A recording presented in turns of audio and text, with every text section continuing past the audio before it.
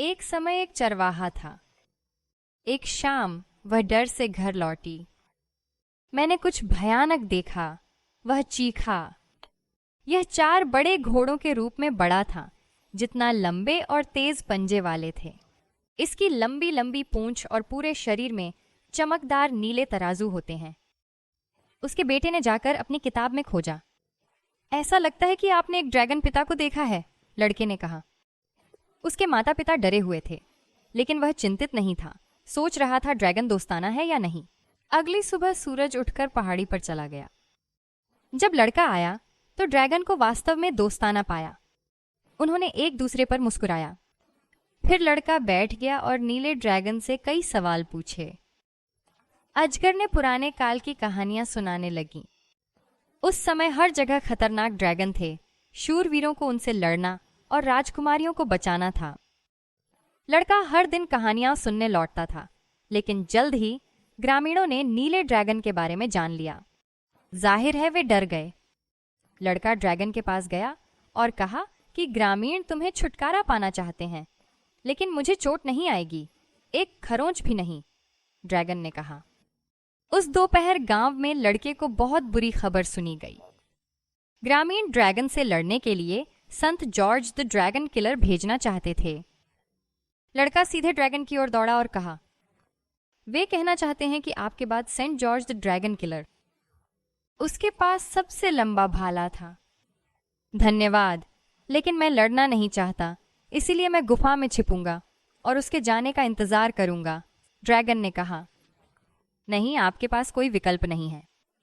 लोग लड़ना चाहते हैं, लेकिन ड्रैगन जंबाई कर रहा है। आप कोई रास्ता जरूर पाएंगे। लड़का चुपचाप गांव लौट आया। उसने ग्रामीणों के एक समूह को देखा जो खतरनाक ड्रैगन के बारे में बात कर रहे थे।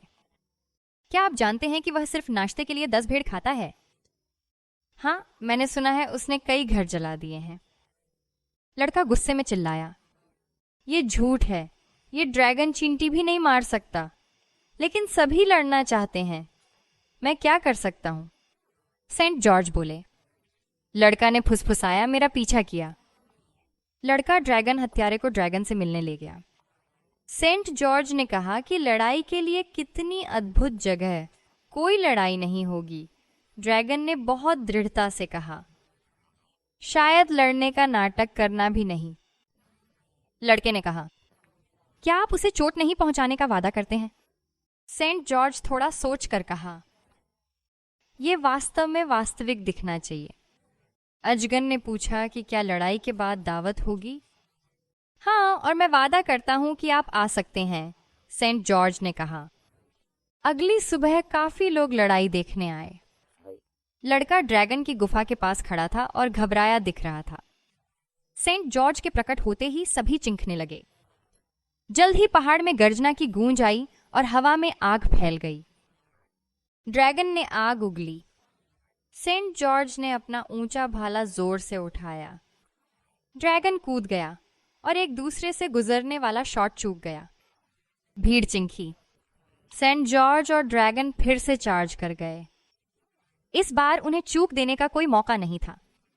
लंबी लड़ाई के बाद आखिरकार ड्रैगन जमीन पर गिर गया। जॉर्ज उस पर खड़ा था। भीड़ ने चिल्लाया और उसका सिर काट दिया। जॉर्ज ने कहा, मुझे लगता है ड्रैगन ने सबक सीख लिया है। चलो उसे उस दावत में आमंत्रित करते हैं।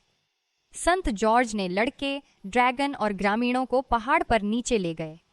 लड़का वास्तव में खुश था क्योंकि उसने अपनी योजना पूरी की। ग्रामीण भी खुश थे क्योंकि उन्होंने लड़ाई देखी जो वे चाहते थे। सेंट जॉर्ज भी खुश था क्योंकि उसने लड़ाई जीत ली थी, लेकिन ड्रैगन सबसे खुश था। अब उसके पास कई दोस्त और स्वादिष्ट भोजन था। यह एक अद्भुत रात थी। ड्रैगन ने फुसफुसाया और खर्राटने लगा। ओह, मैं उसे अपनी गुफा में कैसे ले जाऊं? लड़के ने पूछा। मैं मदद करूंगा। सेंट जॉर्ज हंस पड़े। उसने अजगर को एक प्रोट दिया और वे हाथ मिलाकर पहाड़ पर उतर गए। सेंट, नीला ड्रैगन और लड़का।